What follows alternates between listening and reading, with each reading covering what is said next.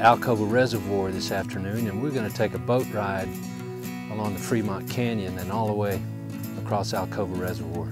Starting at the headwaters of the Fremont Canyon, we are looking at some of the oldest rock exposed in the area, this Precambrian granite.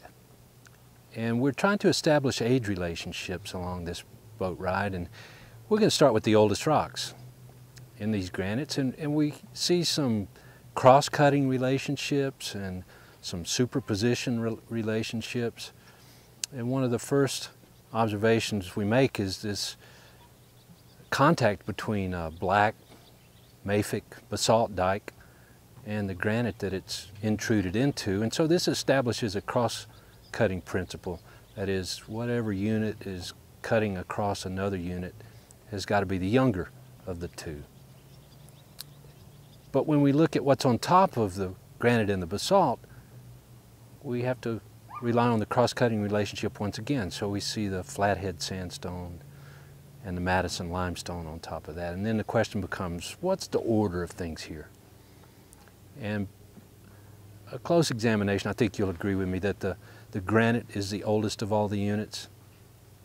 Next came the basalt dike intruding into the granite, and then both of those units were eroded, creating an unconformity, specifically a non-conformity surface.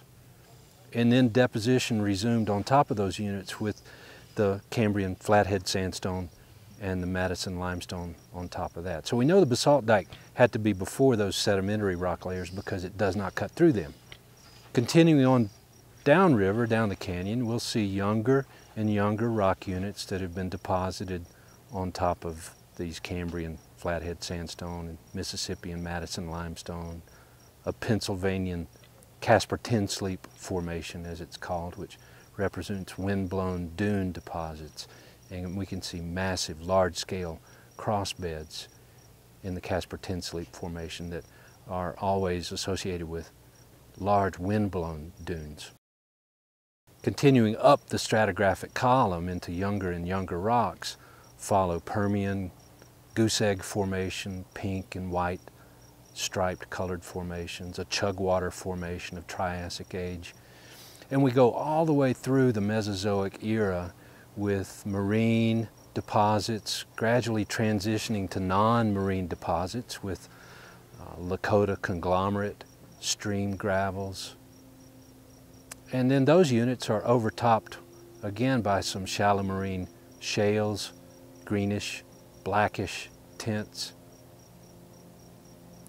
And one of the last things that we'll see on this boat ride is some deformed layers. They're no longer gently dipping, they have actually been uplifted and folded to almost a vertical position. And this has occurred along the base of a reverse fault. So these rocks were actually bent to the point where they could not stand that elastic deformation anymore, and they fractured, forming a reverse fault, and also resulted in this little anticline. It's called the Alcova anticline. You can see rocks dipping away from either side of the axis of this fold along that anticline. So this little boat ride has allowed us to see an entire stratigraphic section from Precambrian basement rocks all the way through Paleozoic marine sedimentary rocks, Mesozoic sedimentary, transitional marine, even continental stream deposited rocks, back to a rising sea level and near shore marine rocks again, and then finally folding and faulting of all of those rocks by tectonic event.